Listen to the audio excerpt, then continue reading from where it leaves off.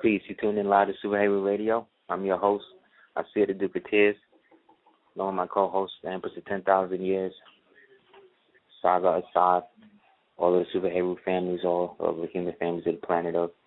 We want to give thanks and praise, love, and light to anybody who lost anybody, God forbid, as well as all of those that we've lost in the grand war thus far.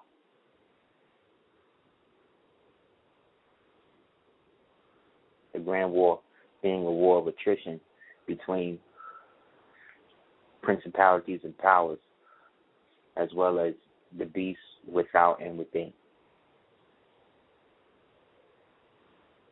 So I kind of wanted to build on aspect of more science that sometimes falls neglected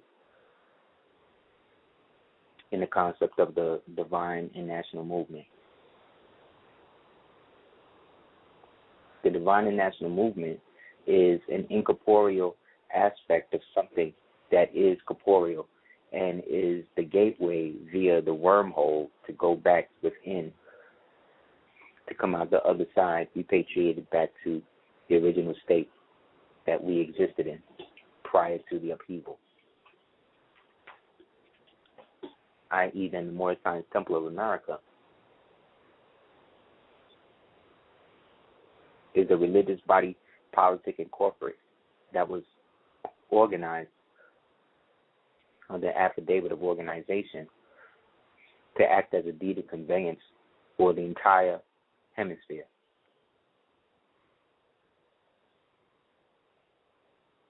And whether historians or American scholars or black Nazis or white KKK, no matter how many people try to disenfranchise you from that single fact, should be evidence enough as to why that fact is indeed so important. If it's something so insignificant and so unimportant, then why put people through so much hassle to add 2 letters or 3 letters to the end of their name? And why, if it's a congressional act, if it's something that was brought forth as a federal mandate, the same way they got to follow other diatribes from them, why is it that they pick and choose what they want to deal with?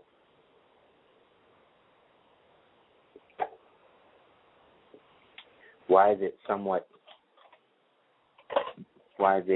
the more of our people get locked up, brutalized, killed, the more of our people seem like to join up with the same people doing the maiming, the torturing, and the killing?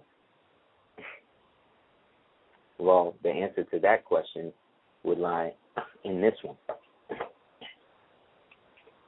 Is the will to absorb the society based upon the need of the society or the want of a few within it? If and then we choose to understand society as a group of people working together for a common cause, then what is the cause then of American society?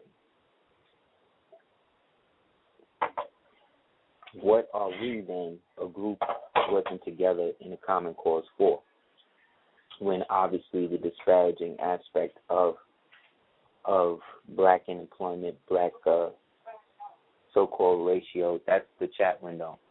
I don't know how to open a big one. The big one opened up, but I didn't know how to get to the other window. So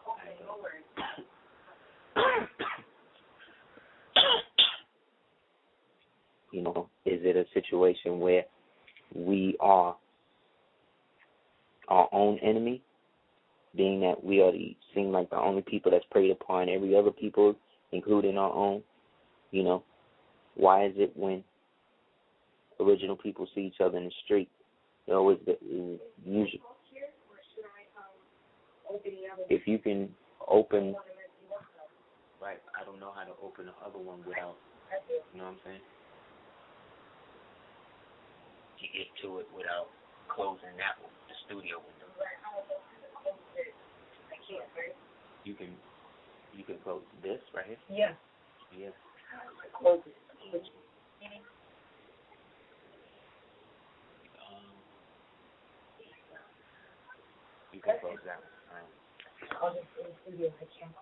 Okay.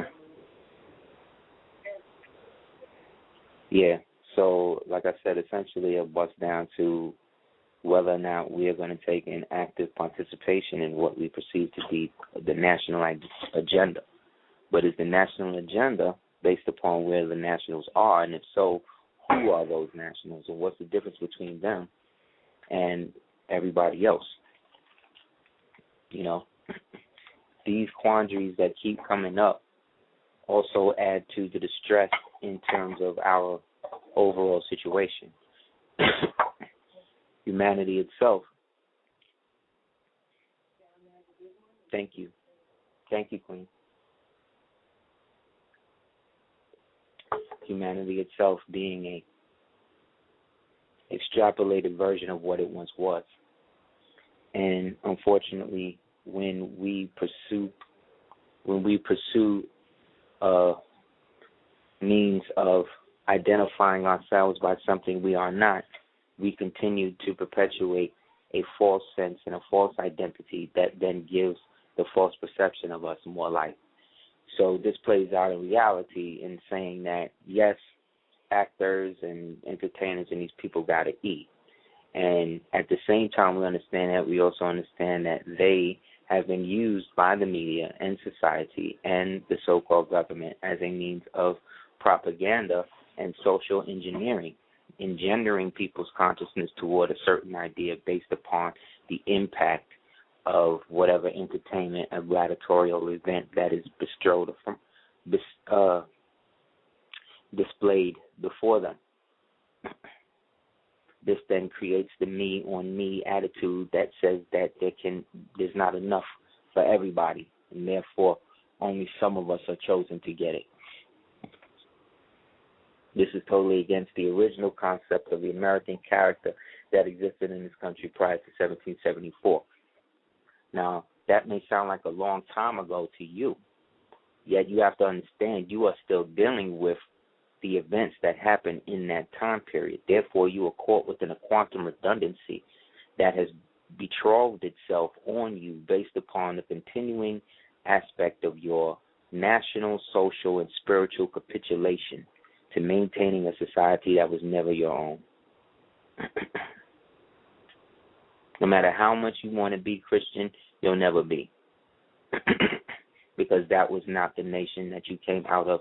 Not even Christ himself, Yehoshua himself, Emmanuel himself, Yeusus, Iusus, you know what I'm saying? Himself, Jesus himself was not Christian. So isn't it blasphemy to call yourself something of him when your God is saying that that's not what he was? No, it's blasphemy to wear a fez or a turban or practice Islam. Because the type of Christianity that these black folks are dealing with is chitlin Christianity. That's what I call it. It's like and I can call it that because I came up in it. I ain't no better. I didn't not go through the paganism. That's the only reason why I can be qualified to talk about what I'm talking about now. Because I know what it's like to be born of people who were originally some sort of native character or Tonkin character who then decided to give that up to be integrated back into the United States as something less to acquire something more, right? And then at the same time then being ran out from where they was from and then having to go up top north and then in there choosing to still be Southern Baptist, but because the Lutheran school was closer to the house, they're going to send me to the Lutheran school.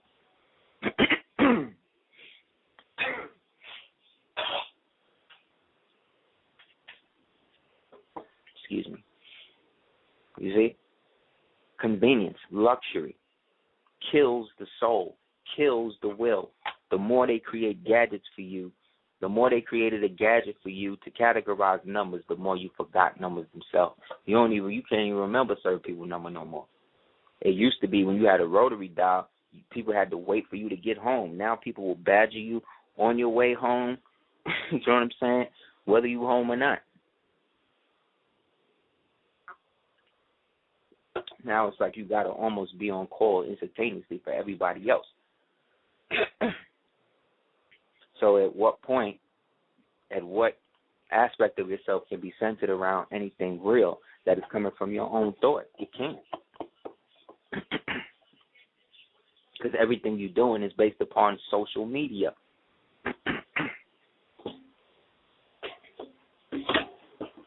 So, like I said, you could be Christian if you want, but go back to the Moorish aspect of that, which is Axumite or Axum worship, which is then going to bring you into Abyssinia, and it's going to bring you into parts of Mali and Kenya, as well as that. They had to mess that up with they messed all that up with the Eritrean thing. They got these Eritreans thinking that they somehow better because they got Italian in them. When the Italians was the invaders on behalf of the Pope.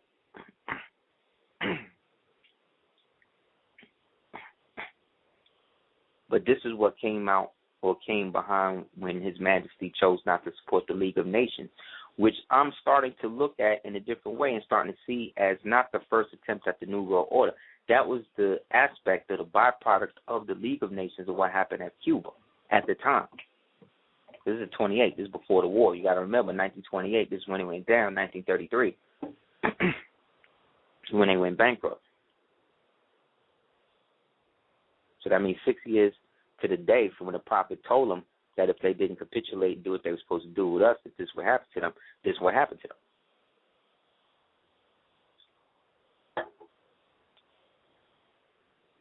So they have to create a new deal and a new situation where they can now be in league with another foreign power and then lock up all of the assets that were now back under our jurisdiction. But we weren't in our right mind because we were still striving to be other things other than ourselves due to the majority of black materialism and black socialism coming from what was happening in the Renaissance during the Harlem, well, in so-called Harlem. Which at the time, from the time of Bumpy Johnson, was under the control of the WAPs and the Jews. The WAPs being Lucky Luciano and the rest of them, who had Bumpy because he didn't know that he was a Moor. At the time, again, when the Moor Science Temple didn't have none of them problems.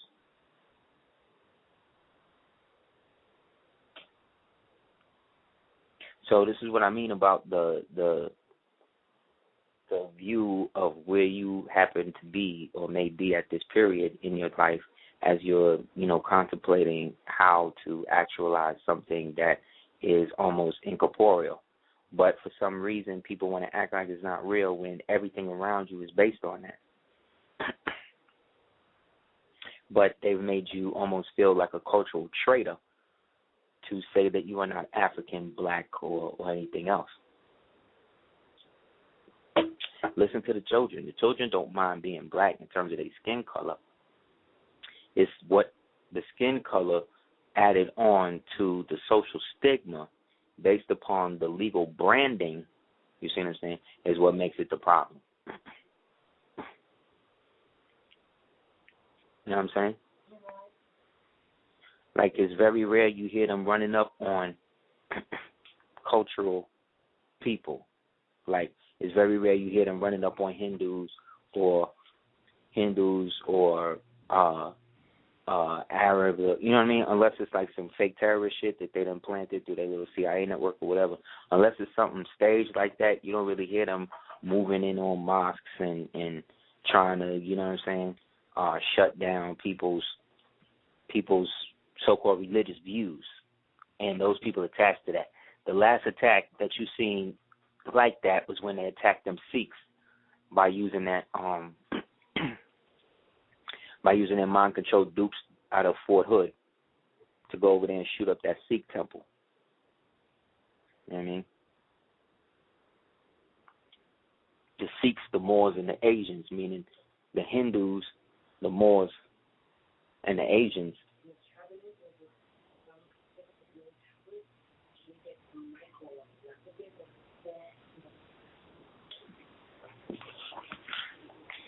the Sikhs or the Hindus, the Moors, and certain Asians, or what they call Mongols, or descendants of Tartary. You know what I mean? They be building with them. They be on it like that.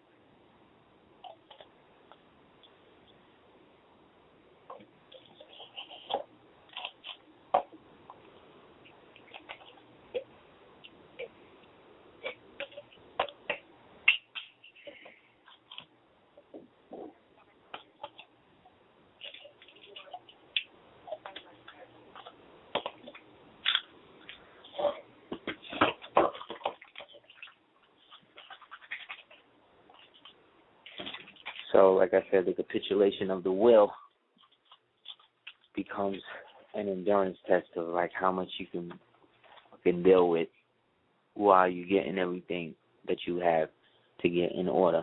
And it's a continuous battle because we don't have a nationalistic point of view or agenda to rally behind. See, with white folk, even the liberals and the so-called liberals and the conservatives and these people, whatever, their rally point is them being white. They have associated themselves with that idea. So whether or not they want to support racism or not, because they still see themselves as that, means that they still support the same system that they say they sympathize with in terms of people being abused by, usually people of darker complexion. But again, this was a botanical Romanov situation or accumulation put in the world by the amalgamated Moriscos, and ascendances or descendants of those Castilian and Aragonese people who chose to go against their own ancestry and enact this so-called Western world, spearheaded by the British at first.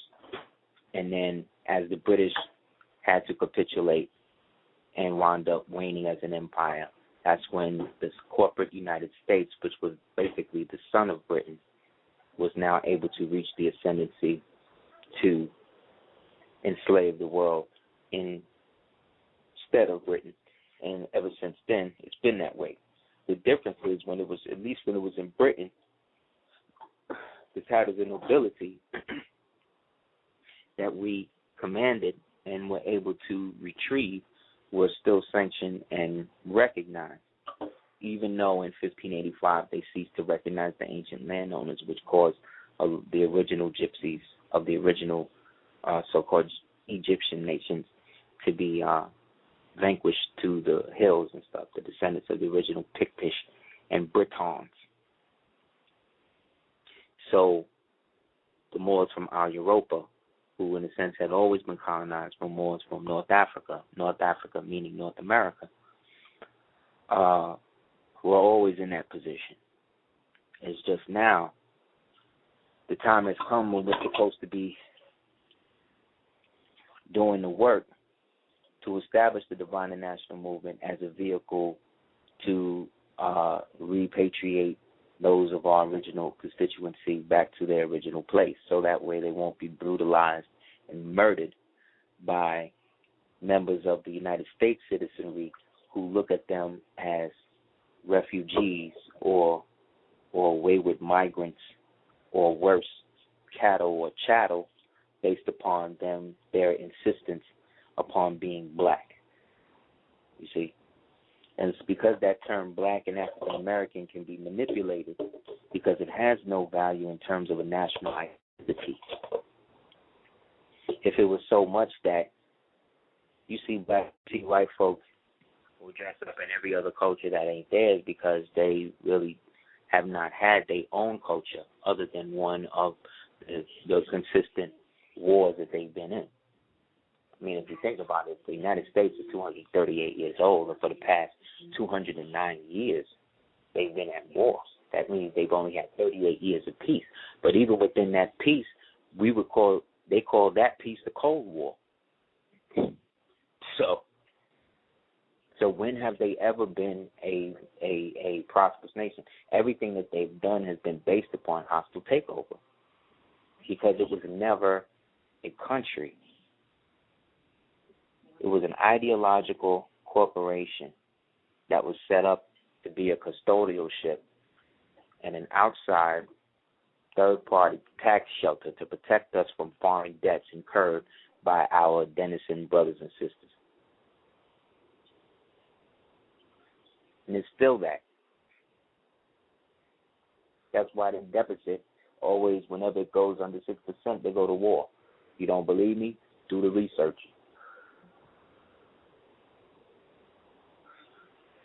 Because the national debt that they owe to the true nationals.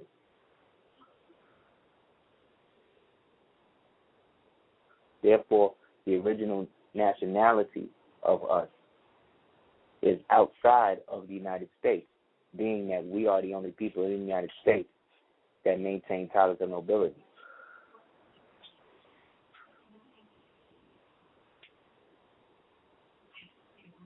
According to the law in the United States, no citizen of the United States can take an emolument of any kind from any foreign prince or emperor or anything. So the minute that you do what you do in claiming ill or bay, you become that. Now what has to happen is you got to switch that within their records. That's the correction. Because if you don't, that's an open line that they can always come back to you to. So if you, let's say, dead your birth certificate, let's say like someone say to do, get out the contract Mo altogether. Okay, you could do that if you want, you know what I mean? But whenever Moors was, and people would tell me, you know, not to do the Nas and that something is futile, there's always something in me that wants to look further within that. Not necessarily participate, but to at least to become a logical observer to see if they're keeping me from something. And what I see is that a lot of it comes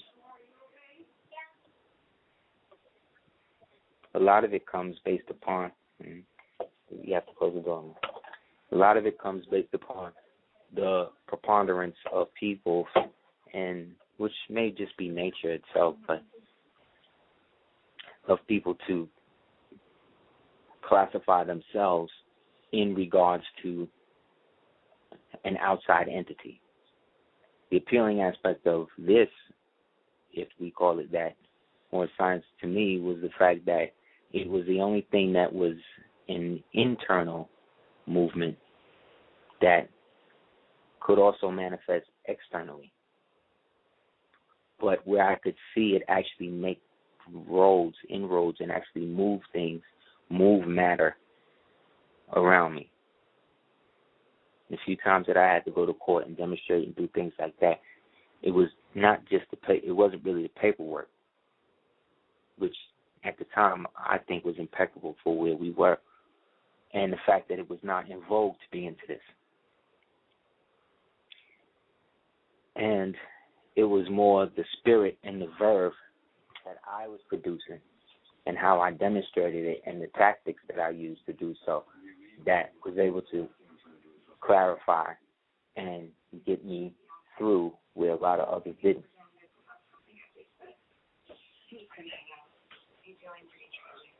And that's what made me know that I could do it without having to go through some sort of ceremonial initiation to do it. I want to do it so it's done. I don't want to do it. You know what I'm saying? I want to do it to get it done. I don't want to do it to ritualize me doing it. I don't want to do it to ceremonialize myself doing it if it's not going to get done.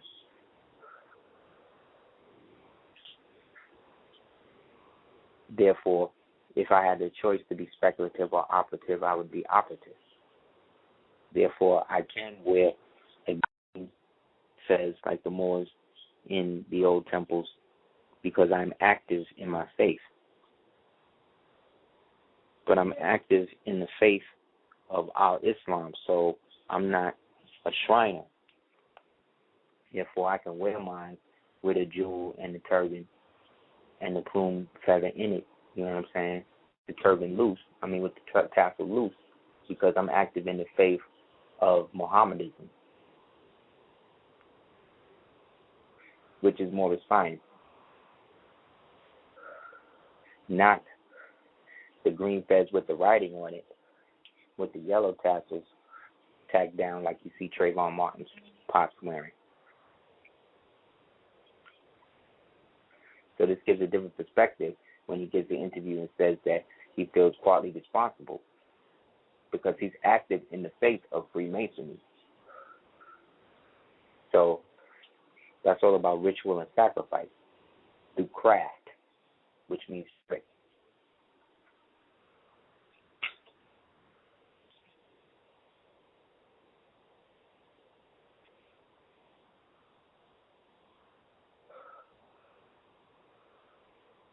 People get it twisted because a lot of the occultism, yes.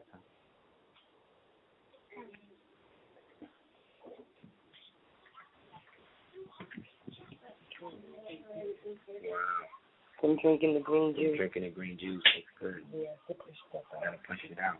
That's right. So when you feel yourself go. It's good.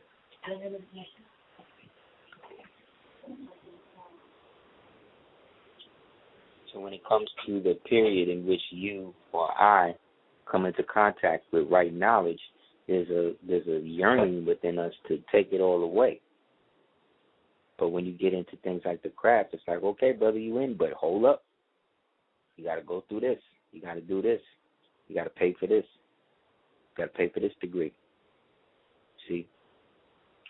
Same thing with the modern science, you know.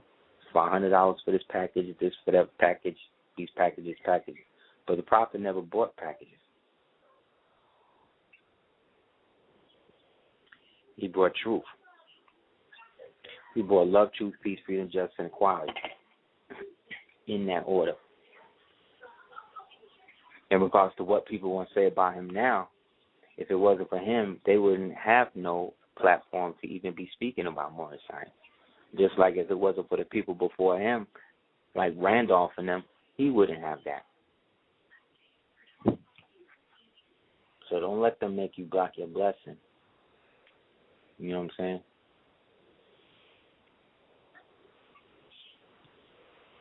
So if anybody wants to call in, you can call in at 347-637-1184.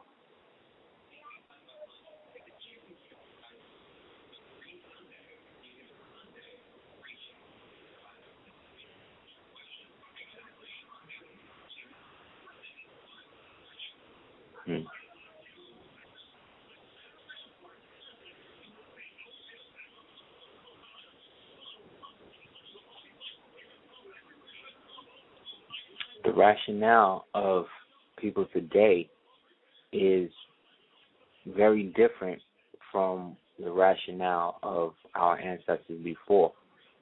But because Freemasonry was a way for a lot of Moors to be able to get social power based upon their knowledge of what they did when they would go into Masonry, the lodges, when they back in like the 20s and 30s, when it was found out that there was a Moor in there, more people would go in. Because now that the feds have been outlawed, the white man tricked the Ataturk and the outlaw the feds over there in the old Turkish Empire as part of the capitulation to the British. They then were able to bring it over here and then start to act as Moors in habit to counter what the Moorish Science Temple was already doing. So if the estate is the realm of action, that is the combination of the physical and the spiritual aspects of the individual, then that means the estate is older than any form of law or legal issue that is in or around the world, because it's been passed down through so many generations that it originally was passed down from the true and living Creator, the great God Allah, the Almighty Lake Armahead. So as such, no form of law other than Scripture can really access or penetrate the truth of any real estate. Therefore, Scripture is trust and estate law, which then trumps all other law. You see what I'm saying?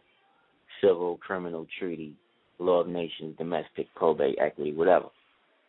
All of these are just made up rules for the world, which is the material, which is the temporal power, which is under the rule of the Vatican. For that to work, this is where the lawyers come in, so that way they can control who works with who. But true law, in essence, has to be very simple and has to work equally for everyone. This is where the equality comes in. Love, truth, peace, freedom, justice, and equality. You see?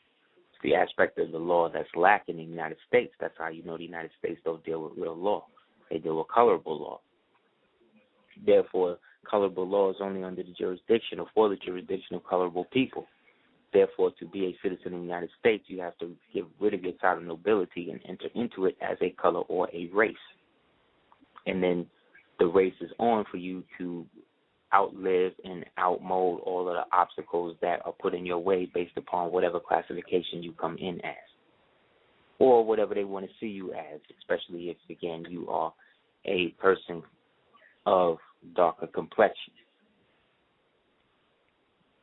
As such, one can't operate then as the occupant of the office of the estate and then operate in a different capacity as a citizen of the United States, meaning you can't be an ill and then be a citizen of the United States.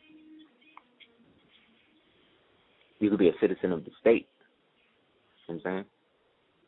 Because the state that you're a citizen of is Moorish Sun Temple of America, i.e. the Moorish National Divine Movement, i.e. the Almoravian Empire, which is de jure, right?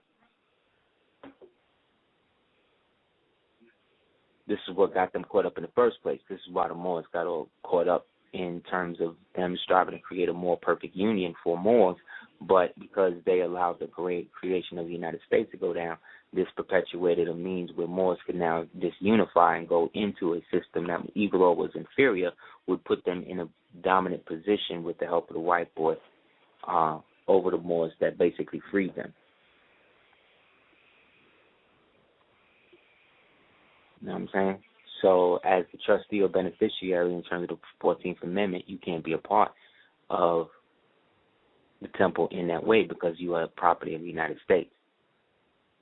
For example, if a damaged party or a citizen, in order to be able to bring a legal action into something that would be termed as a lower court, let's say a Negro, with less power, has way less power than the executive of the office, because the executive of the office is the one who has the right over the name. So to do this would be indicative of having a double mind, you see. And you can't have a double mind because the Bible says a house divided amongst itself cannot stand.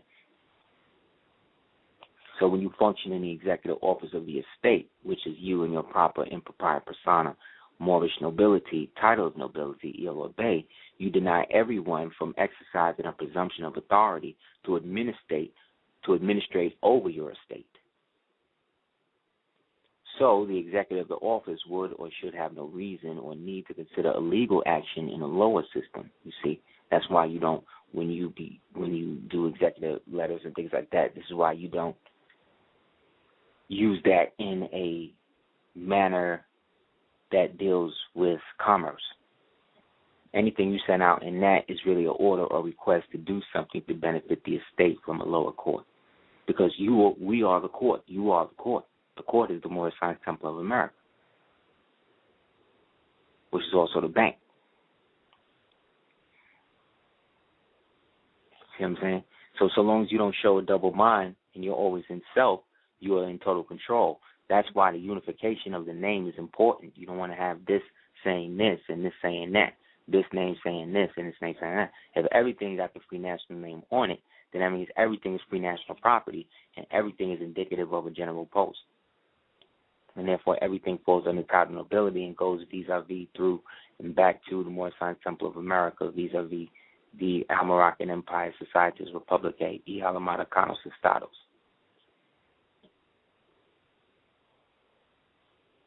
So as you see, I'm talking all of this, and I ain't talking about UCC and sovereignty and none of that, because that don't really have nothing to do with what we talking about. Other people are going to pontificate and create, pseudo-Freemasonic rituals and stuff like that for you to participate in and get money, and all that's great. But none of that is of the spiritual nature and character that was put forth, because the people spouting that came up studying more science under some of the people who have, in a sense, done other things with it. Notables, in our community. So what this has done is that this has somewhat blacklisted them from any real temples that within ecclesiastical government that's going to deal with them.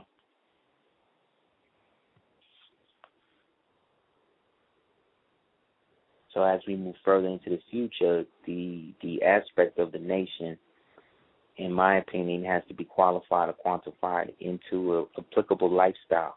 Same way you have households and families that are part of the Nation of Islam and participate in that. It's the same way you have Moors and Moor science temples that do that today.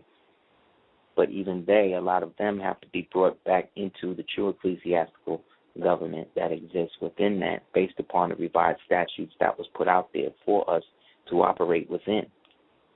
That takes us totally outside the United States jurisdiction without a whole lot of extra stuff.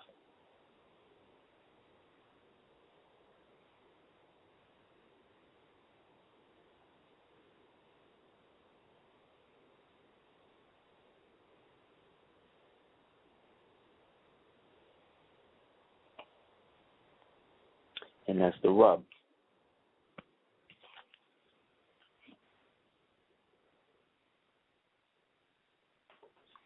Like, people, one thing about when you read the sonnets and Shakespeare and stuff like that, like this whole aspect of the Circle 7 Quran that are way deeper than people are really giving credence and knowledge to, because the Moors don't read it. They don't really read it. They don't really go in and really see what's in it, because then when you read that in conjunction with things like the Clock of Destiny and then the Red Book, you get a real good view, a well-rounded view of Moor science in its infancy. Now, this ain't to say that some of the stuff ain't been changed around and all of that, but you, the true and living, can divine what is true enough out of it for you. How many times somebody told you something or you read something in the paper and read the exact opposite of what the paper said? Well, you done read it, right? But based on how they worded it, you know they talking about a black man or a white man. That is conditioning. That's an aspect of conditioning. That's not something that's natural. People and species identify themselves, of course, by scent and color and differentials. However, species do not discriminate against each other. You know what I'm saying? Like the lion is not discriminating and taking the gazelle's civil rights when it runs it down and kills it and eats it. The lion is doing what the lion do. So when the devil come out here and prey upon a black man and murder them and all of that, what the white folk do is look at what the person did wrong, as opposed to look at the savagery and the level of overzealousness and over-critical nature that happens to the person. Because white folk don't value black people like that. White folk look at black people as an extension of their happiness. Something that's basically there for them to get whatever they need to get off with.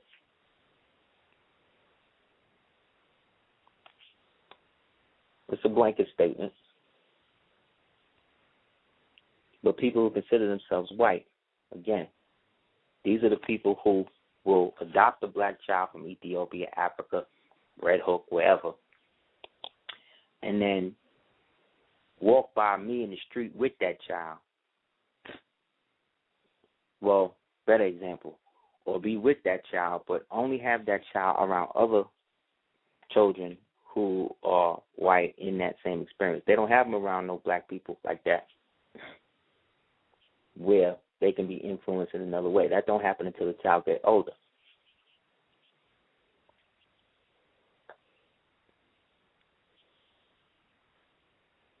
They've created a subnationality called mixed,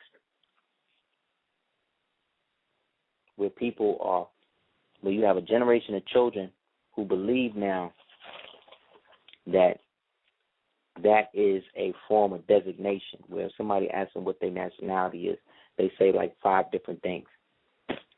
That's an American. See, that's the difference between somebody from the American perspective as against somebody from an actual country or nation. Even though those countries and nations were recolonized and destroyed and going through their little things, whatever, they still have a national character and a national language that identifies them. In the thing right here. Which then becomes a rallying point behind them. You know what I'm saying? See, the United States be going in and softening these countries up over years and then destroys them through color revolutions or whatever. That's the method of statecraft that they use, and then go in there as the so-called bringers of democracy, which is the bringing of birth certificates and Americanized versions of all of that, and the ability to absorb that money into their economy. Right? But they don't usually declare it first. They usually go through somebody. You know what I'm saying? So that means that they're still practicing empire, but they're not doing it and they're doing it with a false face. They're using aspects of false liberty and things like that to justify the means, and they use God on their side, but they're not talking about the same God you're talking about. Because way back in the days in 1750, when the Templars split, and those that chose to practice Islam in secret allowed the creation of the fiction Baphomet to be put into the system, so that way the young neophytes would have to get to the higher level through that, or was given to them as a proposal, the same way you could go through Shrinerdom or Scottish Rite, same way they did it back then. But if you went into the Baphomet thing, they took you was able to go into the demonology and the sacrifice and the pedophilia and the sexual stuff and all of that, which is the deviant stuff, which is going to move you further away from the true aspect of the Templarism that they was dealing with, because they was trying to come back into the Grail line. That's why they were so-called keepers of the Grail, which is the true bloodline going all the way back from John the Baptist and even before him through the Sabaean or Nabatean kingdoms of the Eels and the Bays, who were all descendants of the Phoenicians, Fomorians, and everybody else. So they just let them rock, and they got so ill with the demonology and all that. It was like, wow, these niggas is really taking it to that level. These niggas not knowing that Baphomet is really the code for Muhammad. So by the time they get discovered as devil worshippers and get burned at the stake and all of that, the true Grail and the true Templars, who were Moors and Muslims, were already going back now to old France and all of that, because they was all connected anyway through the Battle of Tours and the agreement between Charlemagne, Charles I, and the Moors of the Almoravid Caliphate, who came in with Tariq. It's beautiful. It's great on you. Hey, let's go. What's up, brother? It's cool. Good night, buddy. Good night, buddy. What is this? Tomorrow. Just one more thing? No.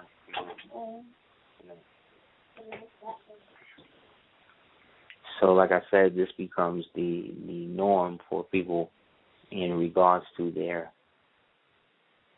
shortcomings and not identifying themselves in a manner of right action. Like today, Selena was in, I was using an example from life. Today, Selena in the store, and she is with a Moor, and a whole group of like 6 white, quote-unquote white people group around him and talk about how beautiful he is and his hair and this and that, and how old and how well-spoken and this and that. And Selena says, okay, hi, how are you doing? They just ignore her, keep talking about him. So then she sets it off, says, see him more?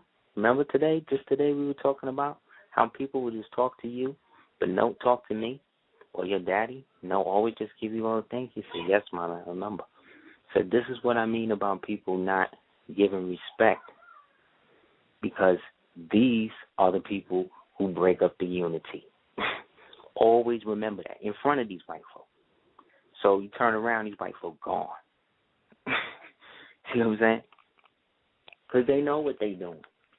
She said, no, I'm just here. That's the other part she said. She said, I'm just here to Daddy and I are just here to produce beautiful babies and beings like you, so that way they can take them from us, and then they can raise you, and then you can just flourish with them, and then mommy and daddy just produce another one that they can just come in and think. She said, no, that's not the reality that you live in, because you have a nationality. White folk gone. The black girl that was upset that she ain't come over and say hi to her first, Now she all scared because she worked there. She's like, oh, well, they got to, you got to look out and you can't be so. She said, yeah, well, I can be whatever I want because I don't work here. These people I don't fear anything from them. I am not a slave. And that's the thing. Sometimes, again, being a noble, you got to put the peasants in line because they would try to seduce the heirs to get the heir to abandon the estate. Because this is real life, man. You understand the law of estate and peerage and bloodline and all of that? There's a reason why they amalgamate. They're trying to make you seem they trying to make you seem like you coming up into their system, like it's a privilege for you to be around them because they giving you culture and all this other stuff. Like, when really they using your genetics or whatever to reinvigorate their bloodline that they done bleached out, and because their birth rate is at 0 or 0.1, they can't produce the right stimulation to have babies naturally. So almost 70% of the women in America now have to have not only prenatal care but some sort of surgery, whatever, to produce babies. That's producing a cycle in which basically babies don't want to be born into this reality anymore. Understand? So they got to genetically start creating them out of other things and splicing them up. They got black people thinking that they can only create light-skinned babies with white people. That's how crazy genetically they done soup you up with people like Halle Berry and Gabrielle Bouvet and these chicks that have all these white babies, Stacey Dash and all these people. These white men beat them up, slut them out, whore them out, trash them, but they be the first ones to talk stuff about a black man, how a black man can't do nothing for them. Stacey Dash been with a white man, he beat her their whole career. You don't hear this nigga. You don't hear this nigga at all, but she ain't talking about that. What she doing? She bigging up Mitt Romney. So once they see that your woman is complicit, once the black man see his woman is complicit against him, the black child is seeing that too. He's bringing out a whole different aspect, a whole nother agenda. Then you got black men copping out totally on some, okay, well, I'm bisexual, I'm this, I'm that. Like, okay, that's cool. But you were made in the image of a certain thing. And if you know the cosmology of things produce original intent, then that means whatever, your body works like this. Whatever you ingest, your body turns it into what it was before it was what you are eating now. So if you eating a raisin, your body's going to turn the raisin back into a grape before it digests it. You know what I'm saying? Whatever the natural chemical in whatever you was in, no matter how minute it is, your body's going to focus on that and bring the nutrients out of that out of whatever the impurity is. That's why certain people who abuse themselves live forever. And some people who take the best care of themselves be up out of here. Cellular density, memory growth, all of these are related traits that come in terms of the breeding. That's why we used to use astrology and stuff like that to choose mates. That's why sometimes we wouldn't even let the two betrothed meet each other until the wedding. That was to produce an alchemical wedding. Spontaneity. When they talk about love at first sight, that was the time, that was the way that it used to happen. Because you was hyped up with this person for your whole life and was given the right knowledge about who you was and who he was and what y'all was going to produce and what it was going to come from the nation to do so. So by the time you actually seen them on the wedding day, it was like, oh, shit. And then because the parents had already did the astrology and the astronomy on how y'all compatible y'all could be, it was already going to be good. Again, it wasn't until the Victorian era and the women's suffrage movement, white women's suffrage movement, came that all of that switched up. The only person that was oppressing the woman in the world was the white man. Black women was queens and all of that in the 1800s. All over the world. All over the world, there was black queens and black kings all over the world. In the 1800s, 1700s, 1600s, 1500s, 1400s, 1300s, 1200s, all the way down, all over the world, while they was enslaving Africans and kidnapping Moors. All over the world was like that. But we only heard about the part that applied, that they needed us to apply to us, which was, we got you niggas from Africa. You don't know nothing. Jesus is your savior. That's that. But they didn't tell us that when we adopted Christianity, we automatically abandoned our states, because in Christianity, Christ is king. Therefore, you cannot be that. But Christ is the divine nature of man. So that is the predominant king of all. Right?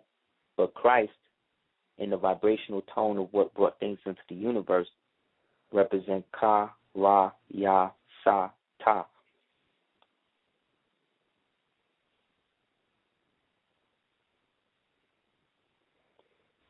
So we're talking about something that defies description and cannot be deified into the concept without bringing man into it. But a man is a Moorish American nation, as what I was taught.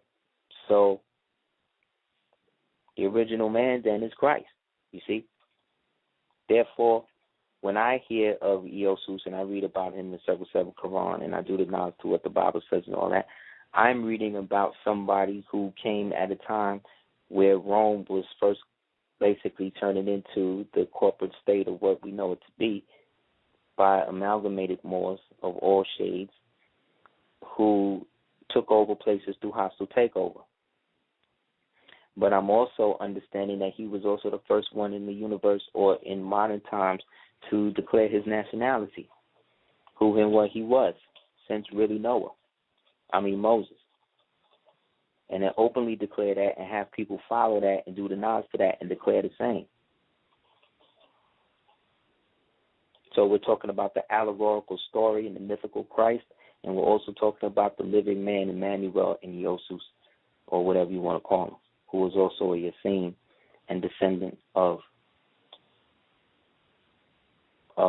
David, Dawood, all Axumites, Sabaeans, ancient Canaanites, Phoenicians, see what I'm saying, connected to us through Bay and El, who together in ancient times was combined as the bull god Baal or Baal. But of course, the white man going to tell you, he's going to tell you all the other stuff about that. And the black man who went to the white man's school and has gone to the white man's, Golden Dawn orders and all that, think he know that the white man know better than people like us. But the white man know better than that. White man so smart, he made the pentagram the symbol for his church of Satan, which is the backdoor lodge into the ancient order of Memphis and Mizraim.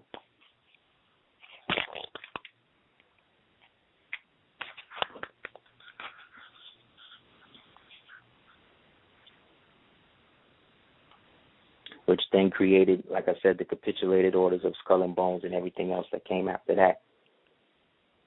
That led to the corruption and the destruction of the so-called American way of life.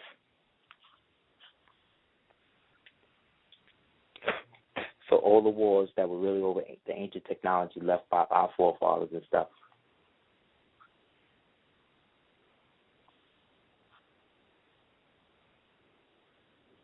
And all of the nationalization and the tribal infighting that was fostered, like all of the killings and all that going on in Chicago. You mean to tell me all of these young black men are targeting babies? That they are so savage that all of these black men are just out here and they hate themselves so much that they're going to slaughter babies? Now let's say maybe 1 out of 20, or let's say 3 out of 10 niggas is that sick that they doing that. That's not what's going on. what I see is the same thing that went on in the Congo and Angola. You know what I'm saying? And in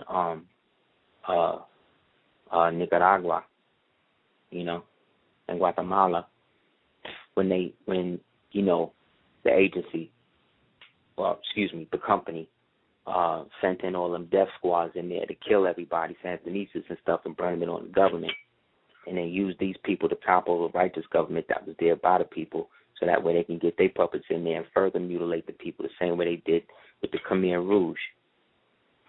And in all of these instances, it's all tactics that come from Mossad.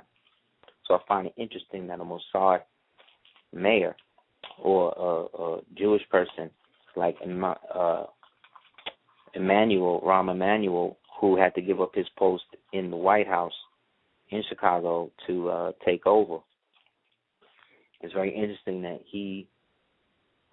his father and brother, his father was a chief in the Northern Command of the Mossad,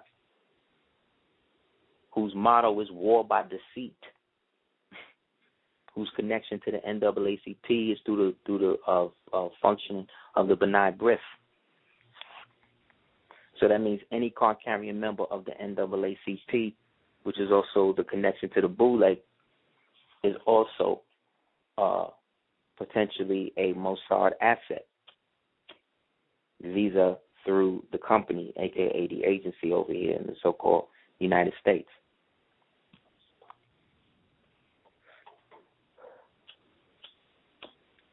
So like I said, we are beset on all sides by people who don't want us to come back into the position of national character.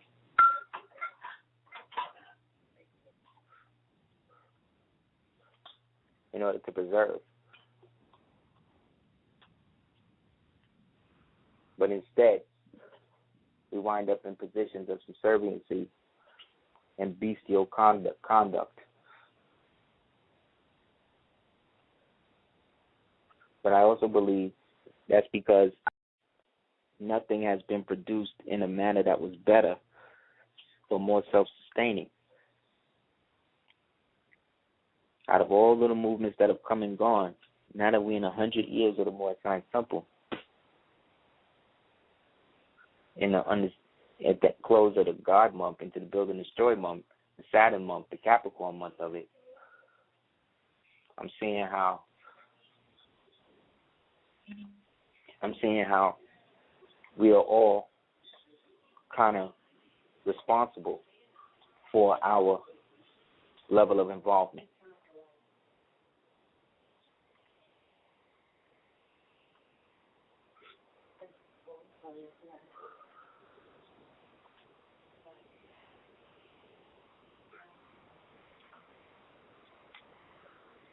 So like I said, one cannot exist in a double mind. So you really can't, as a Moor, exist in the realm of the fiction and in the realm of the private. You're always in the realm of the private when you're in the perpetual state of Morocco. And if law was not a part of what we were supposed to be dealing with, then why is that the third principle in our self-law and master? If the prophet said the new Moors were supposed to come and tell the old Moors to sit in the back while the new Moors come with new eyes and open hearts to come and fulfill my law, why would he use law if that wasn't what he's supposed to be doing? Now they're just saying, studying law, that's going against the divine. No, it's not. That's taking care of the national part. If we really want to talk about the divine part, how many of the sheiks we know, is out there really representing in the capacity that they're extending the ecclesiastical government or the ecclesiastical jurisdiction specifically by means of salutation and correspondence through sealed letter written on 100% cotton paper to another Moor in form of treaty. Where that paperwork at?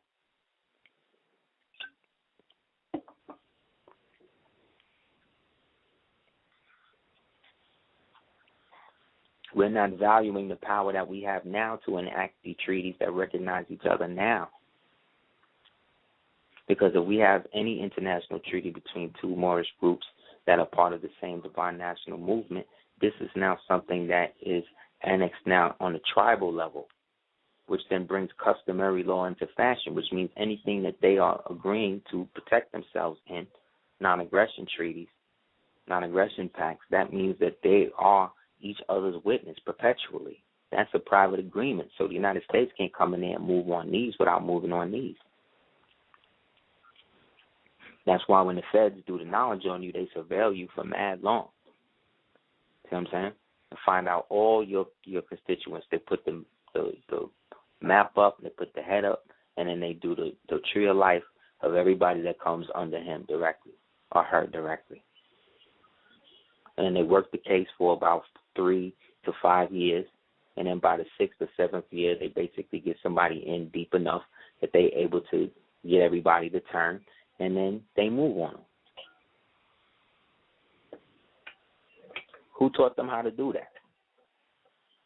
I mean, the people teaching them how to do that now, obviously inhuman, but in terms of the original tactics, who taught them how to do that? All that came from the Moors that taught them how to live off the land. They learned that from the renegade Indians who learned that from the Moors. The renegade Indians being so-called white males who escaped the Providence and Halifax plantations that eventually became the 13 colonies.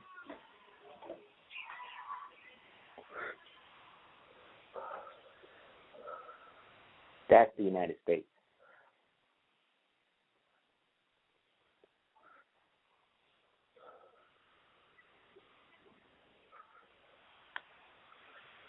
Therefore, when everything is lined up in one thing, you are that. You can't be nothing else.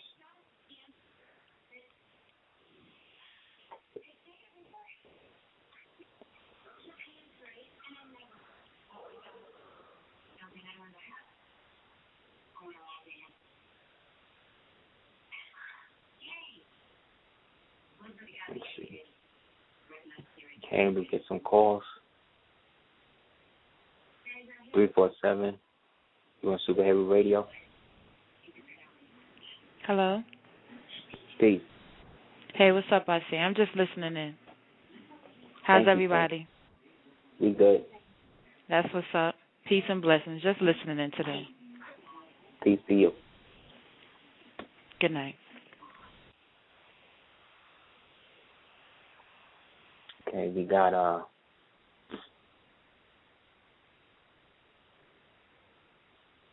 256. You on Super Heru Radio? Peace, God. Peace. Peace, Lord. How you doing? I'm good. This is Son Hakamai. Peace, King. How you doing? I'm good, man. Peace to you and your kingdom, man. I was hoping you was gonna mention something about Iron Man 3. Did you peep that? Yeah. We internalized he destroyed all of the clone versions of himself and chose to live in his national self. You see what I'm saying? His true self. Yeah. But me and the homie, we was talking about because he had seen it before me. He was talking about that's the Borg really. He integrated himself with the computer. Yeah, that's that transhumanism agenda. Yeah. So that zeitgeist. But you know what I'm saying? Yeah, I thought it was dope, man. That at the beginning when he was talking to his girl's assistant, old boy from Time Machine. He showed him the picture of the universe. He's like, "Oh, my bad. That's not what I want to show you." You saw that, right? I want to show that brain. That was the and then he showed the spot he was trying to get to, and it was a black hole, and it was sucking everything down. Right? Yeah. Right?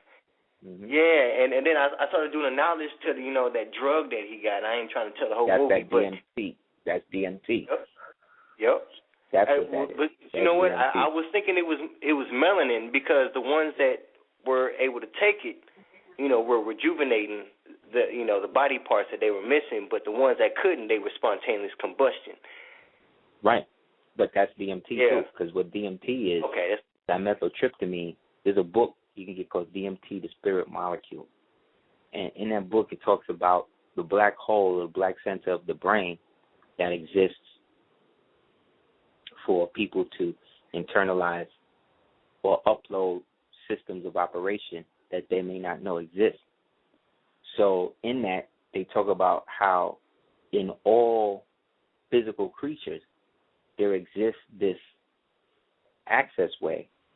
Basically, everybody but everything has the ability to absorb it, which means that everybody and everything may need to or may be supposed to basically upgrade their system. So whereas mescaline and mushrooms take like 20 minutes, an hour, a day or whatever, this thing is like a quick jump into yourself where you see your operating system, and then you come out. So it's no more than like 15 minutes, but when you're in, you're totally in. This is how, in the book The Cosmic Serpent, this is how a lot of the ancients was able to know what plants did what, because they was able to internalize aspects of the plant and go into the plant realm, or what they call the green, and speak to it, and it would tell it what properties to use. You know, this type of alchemy and stuff is being exploited by the pharmacology units, because that's who's also sponsoring that. If you look at a lot of those scenes, you could tell what corporations are involved in it by what corporations appear in the movie. You know what I'm saying? And all of them have research and development divisions the same way you see in Iron Man, because they doing all of this shit. You know what I'm saying? Like, who's making these suits? Exactly. You know what I'm saying? Like, who's wearing them? Where these Transformers coming from? Who's making that? Oh, y'all making that shit just for the movie? Okay, cool. Then I saw this shit Pacific Rim the other day, too, with Idris Elba. Uh-huh. And that's about monsters and giant robots. A couple of years ago, we were talking about this whole thing going down in the South Pacific, where this anomaly was breaking up in the ocean, and all of these ocean liners and warships was going out there. So now when I see the movie, I see what's going on. They had monsters and shit coming out of the fissure there, so they had to create giant robots, basically, Gundams, like in Robotech, to go and fight them and shit. I fell asleep on the movie, but the point of it all was to say that this whole idea of bonding with machinery, you know, is part of the whole agenda of making machines seem more human and making humans seem more like machines. You know what I mean? Oh, yeah. You know, I was just, while you was even talking, man, I was doing the knowledge on how in Transformers we sitting there, we don't understand the machines, so we fighting them, but in Pacific Rim we using the machines to fight something else. You know what I mean? Exactly. So it's kind of a... Exactly. It's the same situation, just reversed. But like I said, the interface drive in the movie drove a lot of people crazy, because you open your mind up to the other person, because only two people got a part of machine. So you got to open up mind meld with the other person. So if the other person is crazy, you crazy now, because you in their head, they in yours. So it's also this element like, of I don't want to keep yourself. Yeah, I was thinking I don't want to keep talking about shows, but that's the same thing they did in Voltron. Everybody is independent, Exactly. You know what I'm saying, until they link up, and then, everybody suffers. Exactly. But thank you for calling, man. No doubt, guy, no doubt. Peace. Peace.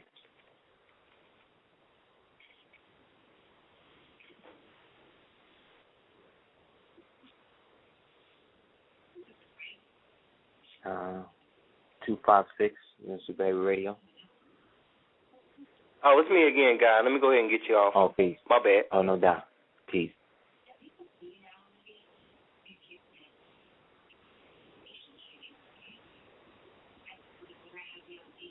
Let's see.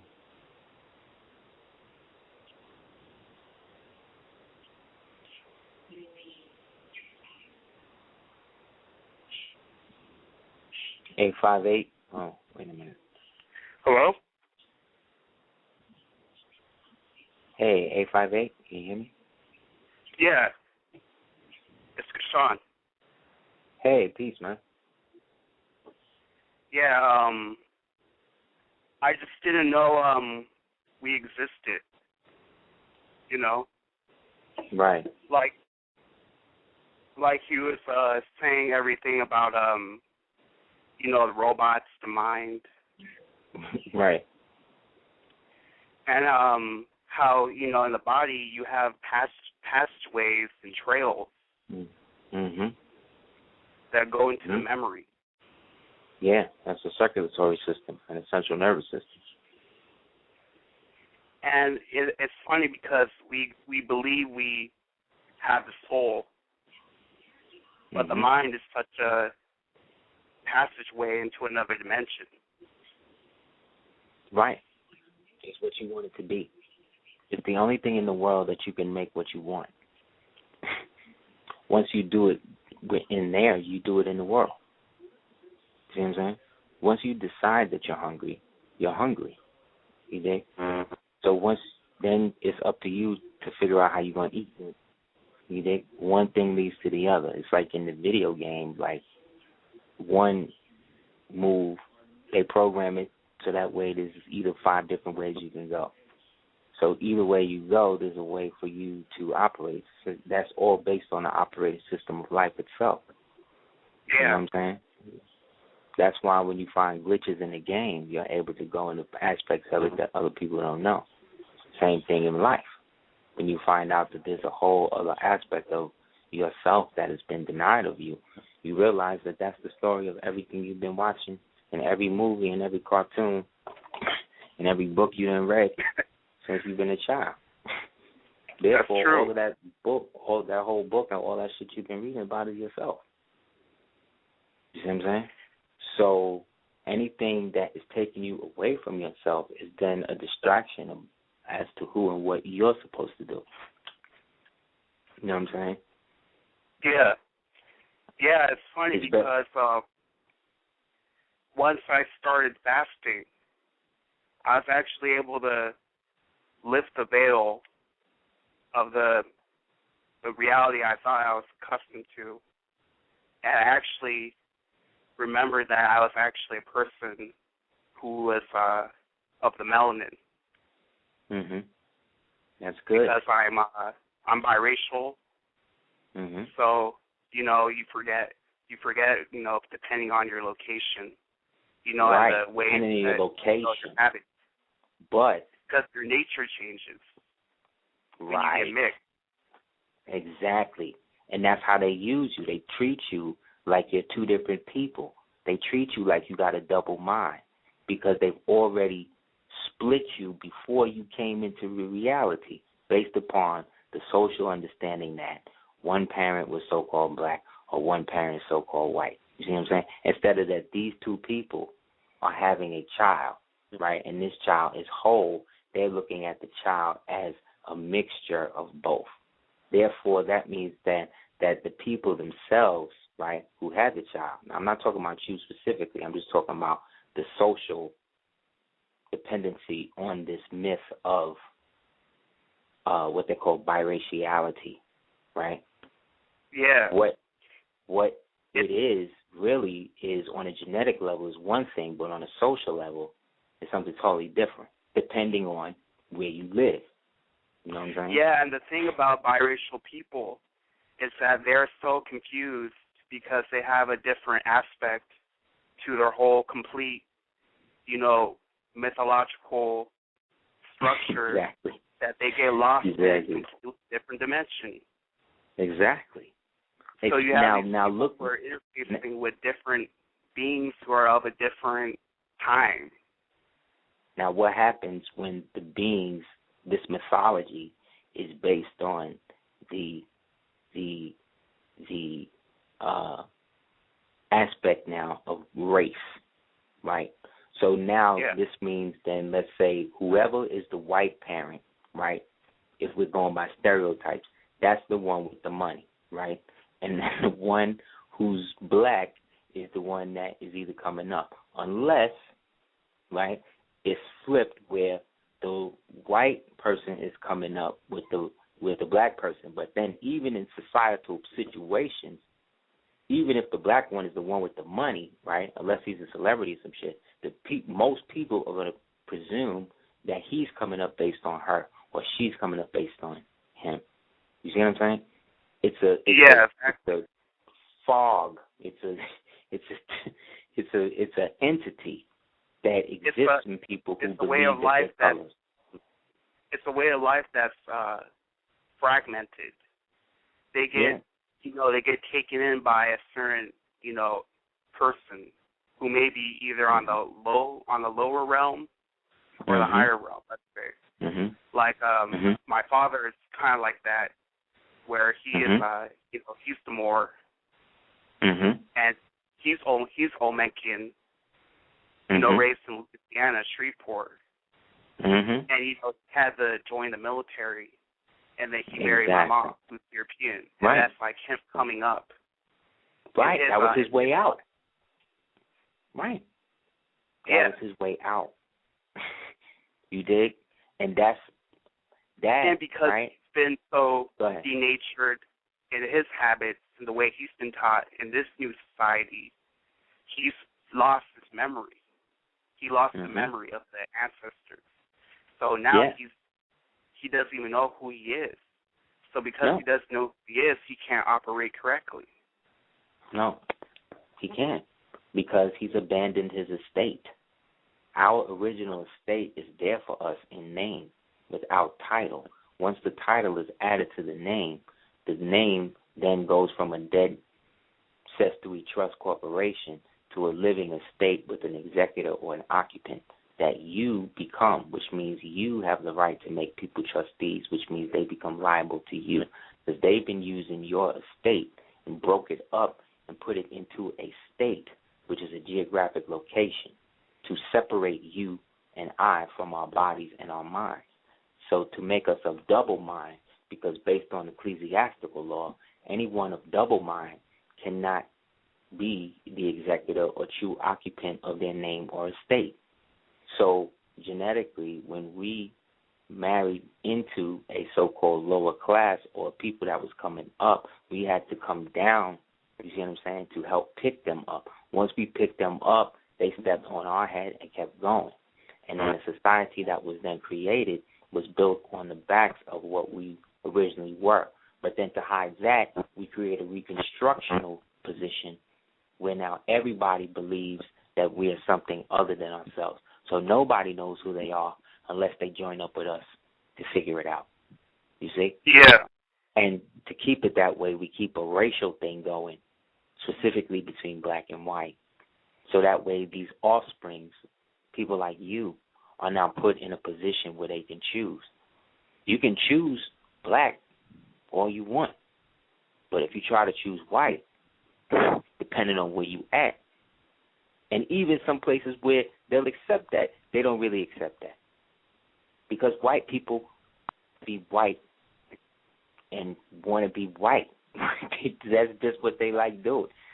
So to me, it's no judgment. Like, that's just how they get down. They feel comfortable in positions where you could be around them, but it can't be like a lot of us. They could be around us, but it could be like one of them. It could be like one or two of them. You see what I'm saying? I'm considered black. I'm still considered black to white people. Right. Right. Yeah. But you know, but look what that does. People. Look where that puts you. Look where that puts you. That now puts you in the position to be, Trayvon. We don't want to do that. So we can go into a real nationality. You see what I'm saying? Because if you go into black, of course, that's what they're going to look at you as. But if that's not what you are in, if you are in your true person of one mind, right, you start to look darker than them. That's how crazy niggas are. When you start going into your real shit, you become something that they can't even really deal with because they have no operating system to deal with you and your proper person. They could deal with you as a Moor that's trying to get out of like a traffic ticket or something like that. But they can't deal with you when you coming in a person and you putting everything in the name of the temple that you happen to be. They can't. What are they going to do? They can't make you a slave anymore. You can't be a citizen of the United States if you declare your nationality. So that says once you declare your nationality, you cease to be a citizen of the United States. But that don't mean they can deport you nowhere. You see what I'm saying? Because you represent the constituency that existed here before them and that put them in power. That's the only reason why. If we African Americans, how come when we do crimes and shit, they don't find our nationality and ship us back to Africa? Don't they do that to Haitians and everybody else? Mexicans and stuff? They can't do that to us. All they do is move us from prison to prison. They might They mess just move you us up. from. They might You mess see what I'm you saying? up. Yeah. They might mess you up and send you to another, country. But Prison. like On the some wrong rendition people shit. Nah, they don't, on some rendition shit. But they only do that to like the people that they turned into Al Qaeda. They don't do that to Black Americans. Black Americans just go to jail and they just ship them to prison, depending on who's buying the bond or however what stock was up that day. Like they got it worked out. So when you come in as your real self and take control of your bond and your interests, you could demand through a Freedom of Information Act, from the Vital Statistics or whatever else, your original birth certificate. You could do that. They got to produce it. If they can't, you can take them to court. They don't want to show it to you because they probably ain't got it. They probably ain't got it. The person who got it or supposed to have it is the governor. So if he don't got it, that means the next one up is the Secretary of State. If he don't got it, then the president got to tell me where it is. You see why this is what it is. They don't want people like us who know kind of what's up, but is not trying to hate on their game. We just trying to do us. You see what I'm saying? Without getting caught up in what's happening in their country, because I'm not in their country. You see what I'm saying? Like, where are you at right now? Where are you right now? San Diego. That's California, right? Okay, so you in Spain. That's Spain.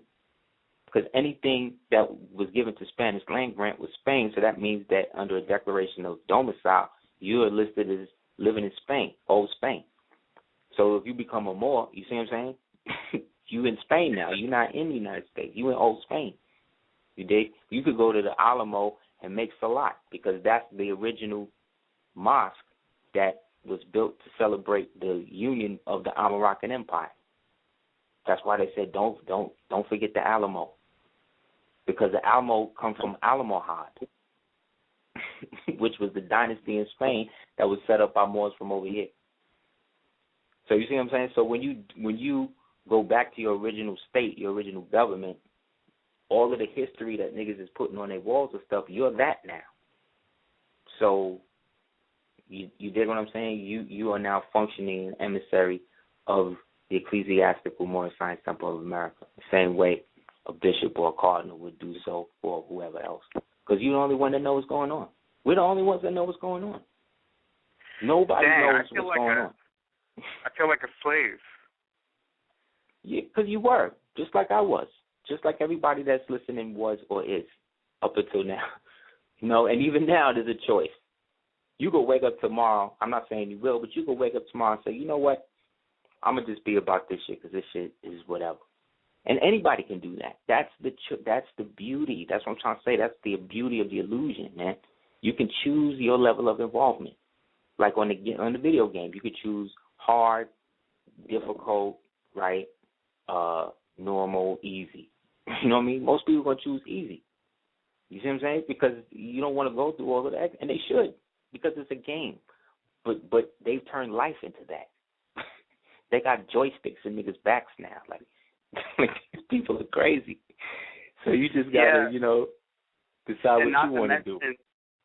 Not to mention, when they mess with the people, mess with the culture, they remove the memory of who you were beyond, beyond this physical body. Which means what? You've abandoned your estate. You're abandoned. I recently found out that my father was part of the lizard tribe, an Olmec, an Olmec tribe. Yeah, Olmec. Yeah, that's the feathered serpent. That's Quetzalcoatl. Yeah, it's the Moancan. Yeah, that's real talk. And once you find out who and what you are, like you said, you get this empowering feeling. You get this get this healing done. Yeah. To the spirit. But it's about you now. If we taking it to like mythology and stuff like that, like Luke had a choice, you know what I'm saying, to be Darth Vader or to be, you know what I'm saying, himself, And in the movie we saw, he became himself. But in the new movies, you'll see he winds up dressing like the nigga, but he's still himself. So he accepted the aspect of the fact that there was a part of him or his father that fell but rose again through him. So it's the same thing with you now. It's about what you do. Yeah. Jesus was the vehicle for you to get here to do what you needed to do. And your mom's is the vehicle for you to understand the world in that perspective. Yet, now that you know what you know, you're not going to disrespect your mother. Of course not. What you're going to do, though, is understand certain things and why certain things came up or how you came up, and then you have a better sympathy and compassion for her. Because she, based on her genealogy and nation or whatever, was put through aspects of servitude and slavery, too, by his ancestors. You dig what I'm saying? Which is your ancestors. Yeah. So it's all now reconciled in you. Who and what you are through a number of situations where you meet people who might be like you in a way but are not you, but in a way that's like yourself, but realizing who you are individually around all those people. Yeah. But regardless of who you are. More question? Sure. When I began to come into this, I began to notice that my actual physical body was starting to change. Like I began to notice things like my clothes. Like my clothes became inseparable to me in a way. Like I started wearing a lot of black all the time. Not by choice. Like the spirit had just made me like you needed to do that. Spirit had made me wear this like as if I was supposed to be doing that. Like you needed to absorb some shit. It's like clothes are like solar panels sometimes. So when you wear all black like that, that's an aspect of absorbing energy, cosmic radiation on a subconscious level. Because at first I was confused about why am I coming into it like this? Like why am I coming into this situation this way? Like as if it was why always equals self? Why always equals self? The phrase or the word YES, you could break that down to Y equals self. So whenever you say why, it always comes back to you.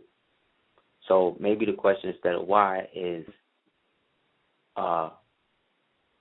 how am I, or what will I be like if this is what's happening now, physiologically, with me, mentally, spiritually, socially? Where am I going to be at in the next 5, 7, 10 years with this? Is this something that I, as somebody that has the knowledge and the ancestry to do it, am willing to?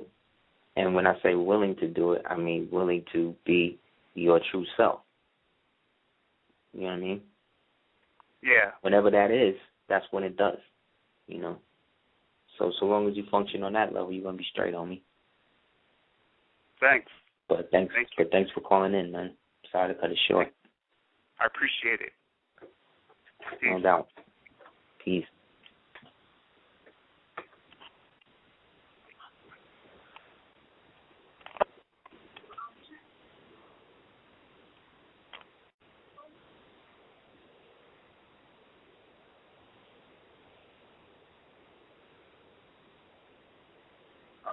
Let's see.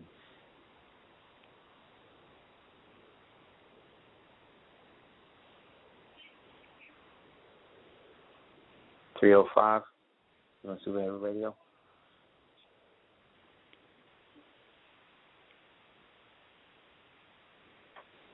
Peace. Anybody?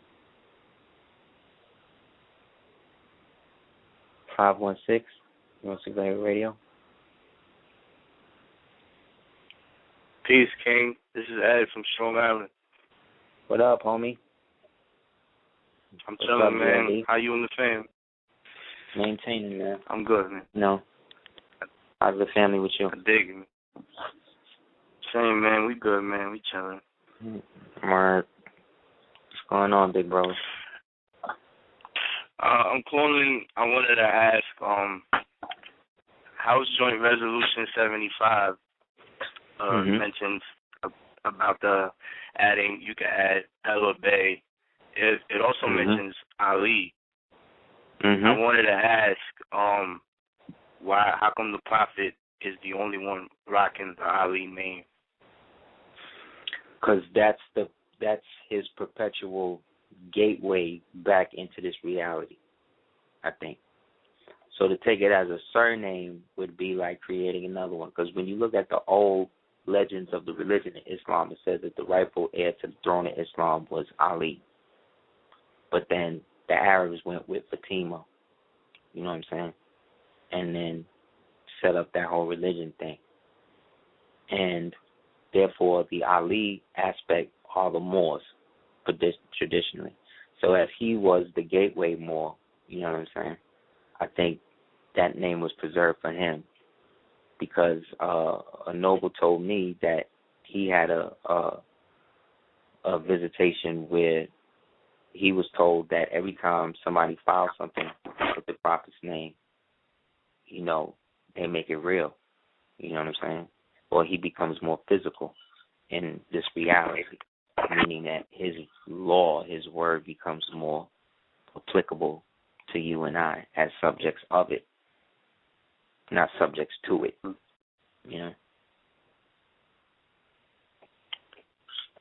I dig it, man. Yeah. Well, yeah. I also think that was a way for them to refer to him. No doubt. I think that was also a way for them to refer to him in the body of that congressional work. You know?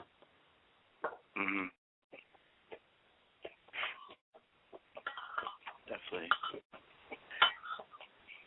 I was curious also about could two undeclared Moors having a baby, could they add the LA to their birth certificate if they have a baby in the hospital? Definitely.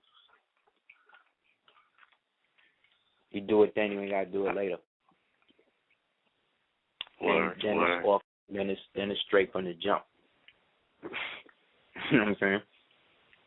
So the name on that, put the Bay and L on it. How they got their estate set up from the jump, then you get the Social Security card with that. File now you ain't got to file a name change, nothing. You can just file a religious right of exemption or whatever, and then do the baptismal certificate right there. You could flip it where you'll have the baptismal certificate on deck, so when the baby come out and they're doing the paperwork for that, they just use the same ink to stamp on your document. And then you did both. The rip. Like, that's how I'm thinking we got to start to just flip it on these niggas, because I'm saying they don't want a lot of people to get out, man. You know what I mean? Well, definitely, man. You know what I mean? I'm striving right now to save up the $250 for the proclamation site. You know what I mean? To post up on there. You know what I mean? If anything, the Prophet said, if you're not going to do anything, at least proclaim your nationality. You know what I mean? Exactly. And then this one will have, like I said, the seals of the ecclesiastical jurisdiction on it as well. So it's, you know, it's official tissue on both. So this way it's a manner of explicitly showing that you're not down with that shit. So when you move a certain way, you already got stuff that's already filed with them that says this.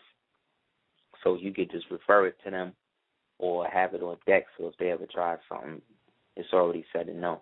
But what I'm hoping to convey through the private classes and the radio show and all that is a way to be able to nurture this and do it in a manner that doesn't provoke, you know what I'm saying, the overtly negative or hostile responses that a lot of these other ones is getting, because they come in trying to challenge shit or foul shit in a manner without doing little things to grease the wheels. You know what I'm saying? Like filing a civil cover sheet over the stuff that you file in. So that way, that's the camouflage, basically. Because it's listed of what you're doing it for. So long as it's listed that you filing this as a repatriation back to Morocco, everything after that is just verification of what it is you've already put into the civil record, which is the public record, which is the court. I'm thinking that's another way to get shit in. You know what I'm saying? It sounds good, man. Word up. You know what I mean? Like, great way to get out of separate from that agenda of, like, people always thinking it's like we got to be on some, like defensive type shit. Where, like, we got to react in a way to get out of the situation instead of just responding, to these people. Just simply telling them who we are. Right. And then putting it on them. But how you freak it, whatever you send to them, you always have your seal at the bottom right-hand corner.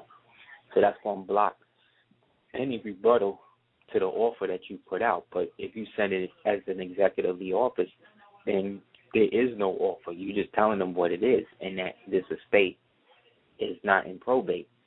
It's been probated because it's been redeemed by you.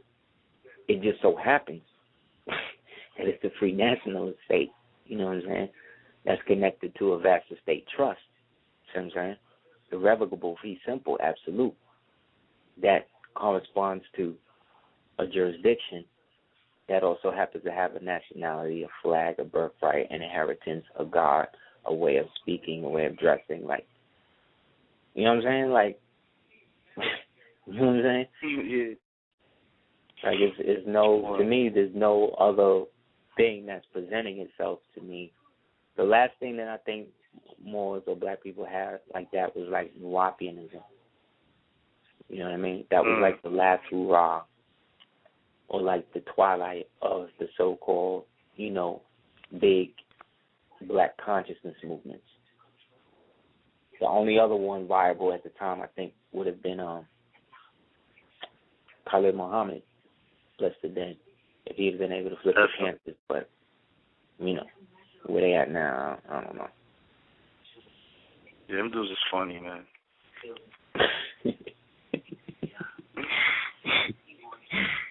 You know what I'm saying? What? So, popping up on CNN and all. Yeah. What were you saying? You been on CNN? Yeah, I seen them on CNN a few times and all that. Getting all that attention, whatever. Doing menial things, man. Yeah, all of that, I don't know. It seemed like CIA shit to me, man. That's just my opinion. I'm not saying niggas are that or whatever, but based upon my research and stuff like that, a lot of that is political, a lot of that is NOI behind the scenes, which then means that it's like Church of Scientology. So that's L. Ron Hubbard, Golden Dawn. You see where all of these people come into play. So it's like I'm just not even going to deal with it. I'm just not even going to, you know what I mean? Exactly. Once I know who the affiliation is, I can see how the person acts, and based on that, I can then make whatever clarification I need to for me. But what I'm striving to do is get to a level where I don't judge that person for that role that they've taken. I just do the knowledge to it, access it, and deal with it dispassionately. You know what I'm saying? As opposed to being like, oh, this nigga is, he did this to us. And we're like, no, he's just a traitor. So how do you deal with traitors? Oh, you deal with them like this. That's why evil works, because it's efficient. That shit work. They do what they need to do. They get rid of who they need to get rid of, and they keep it moving. Good guys have to deal with the morality because we deal with law. So we can't deal with murder. We can only deal with execution. We can only deal with murder if somebody murdered one of ours, then we can go murder them. But if we murder somebody, then that's a sin. That's killing. So we got to be punished. But if we murder somebody based on vengeance or righteous vengeance, which is then God, then you're forgiven. You know what I mean? That's why good guys wear black. You know what I'm saying? That's why every good guy in every movie killed mad people, because you got to kill certain people in order to be verified as being worthy to be good. You got to almost understand death. That's why we all grew up in the ghetto.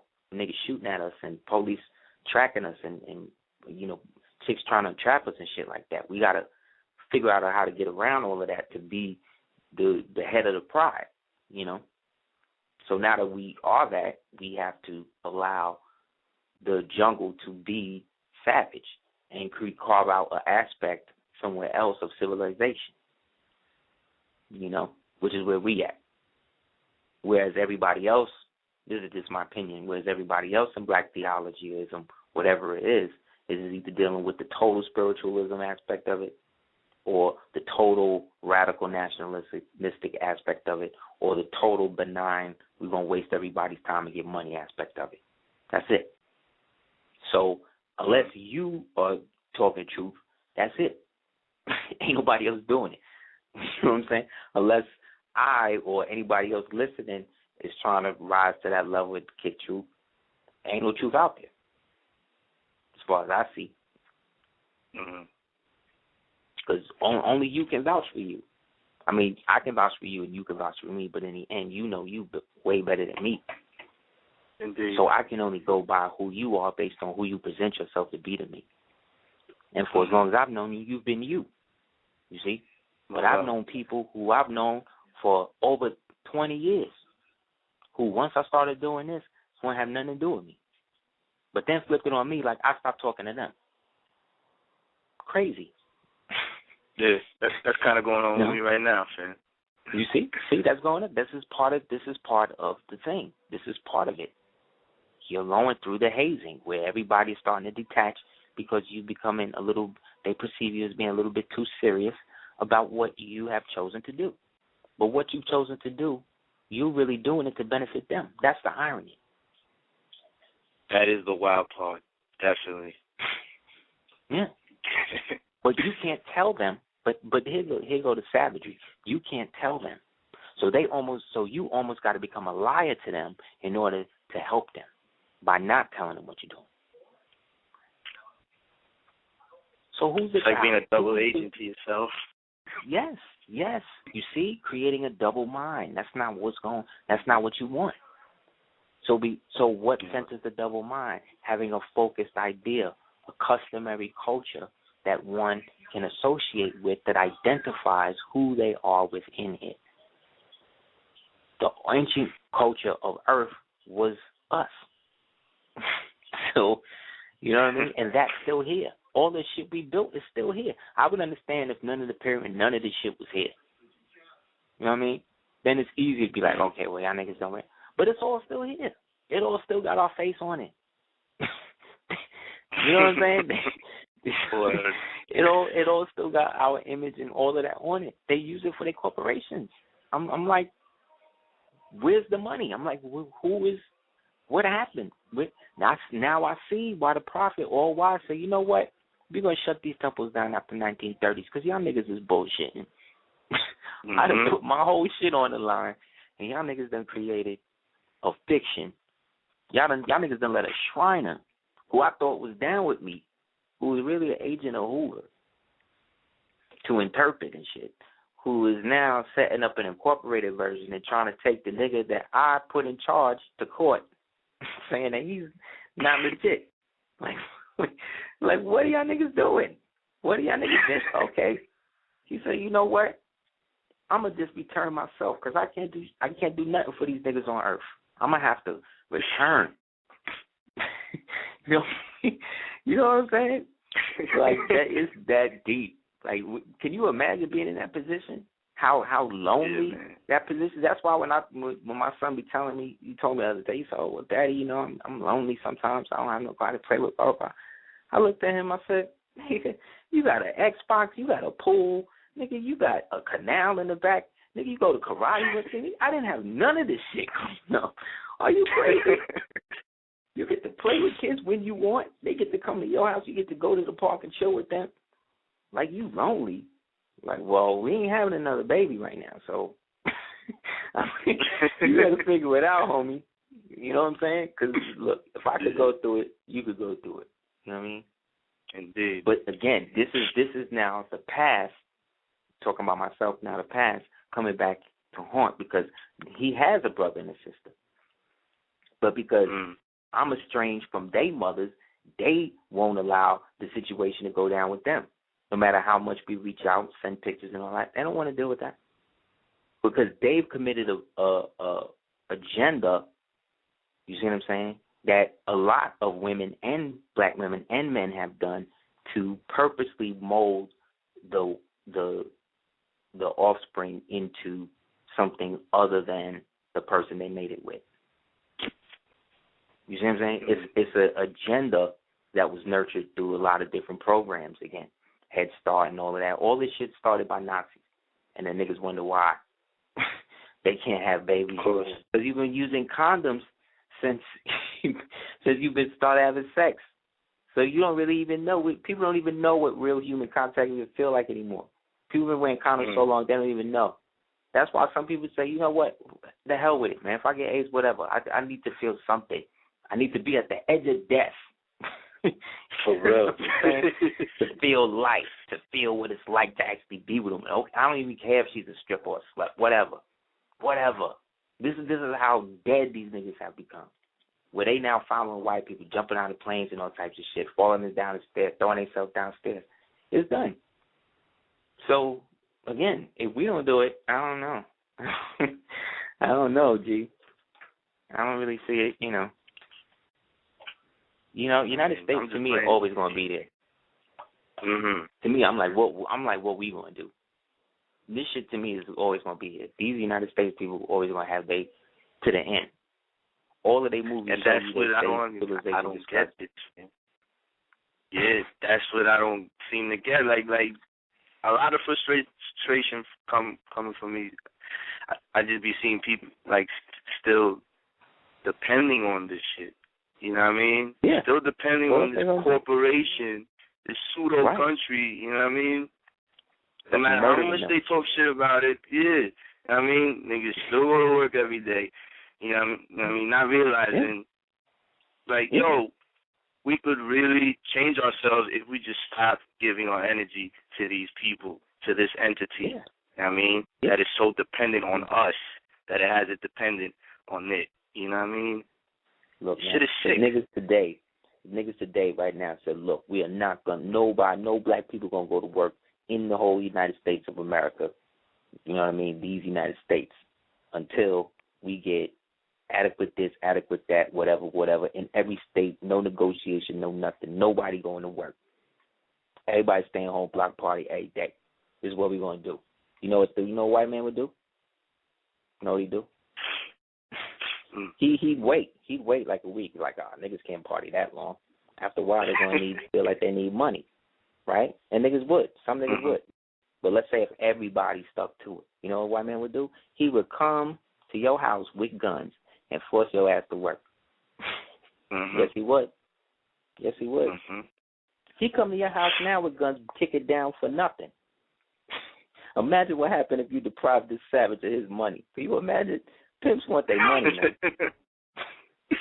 Like, I don't know what country you grew up in, but I grew up in America, and one thing I know, hoes show out, pimps get clout. You know what I mean? And that's how it is. Yep. So, until we can have our own, we got to quasi-be in this purgatorial limbo of knowing who we are, while at the same time balancing who we are with what people knew, while at the same time doing this in a divine nature to allow us to commune, those of us who want to be like this, commune in a manner to erect something for us, specifically us. Like a lot of Moors I know are integrationists. That's great. I'm with whoever want to help me. I'm with that too. But I'm doing this primarily for Asiatic people. And I don't think that's a wrong thing to say. I'm not doing this like for, Sally in Nebraska and all of that. She already got her estate. Her shit is cool. I'm doing it for Leroy and Tamika and Tawana, who mother is trying to put a damn weave in her head at 3 years old. Like, this is who I got to do this for. So God forbid one day she on YouTube looking at twerking videos, she could come across me maybe and get some knowledge in her head. So at least in the end, she can't say she ain't know. So in that's my contribution. You see what I'm saying? Mm-hmm. But in that contribution is only based upon people like C. Freeman, L, and these other people who did that for me. So I feel like it's a dishonor to them to feel like I would then need to go into some sort of fraternal or corporatized organization to exhibit this. Anything that I'm doing, it says I'm going to have to do it in my free national name. So anybody dealing with me is dealing with me as a Moor. You see, that's why we got to have our own shit. Yep. Because when we get right, nobody want to deal with us. Nobody want to deal with you now. But they don't want. But to. But they're not trying to necessarily hurt you, like some of these other situations. And you live in the beast. You live in hell. Like, you know what I mean? Yeah, man. For real. Real talk. But you good. That means you don't live there. That means you live in Morocco. You see what I'm saying? Definitely. That's true. You know? So thank you, my brother, for the call and the bill. You already know, man. You know what I mean? And I just want to urge all the Moors out there listening, please proclaim your nationality. Sign up to the proclamation site that the Duke and the Empress set up, because these newspapers is charging like over a G for this. And, you know what I mean? This is a great way to do it. Just do it through us. You know what I mean? We got this, man. Stop paying attention to the beast. We got this. Man. Word. Love and light to you, my brother. Love and light to you and the fam, yo. Peace. Indeed. Peace.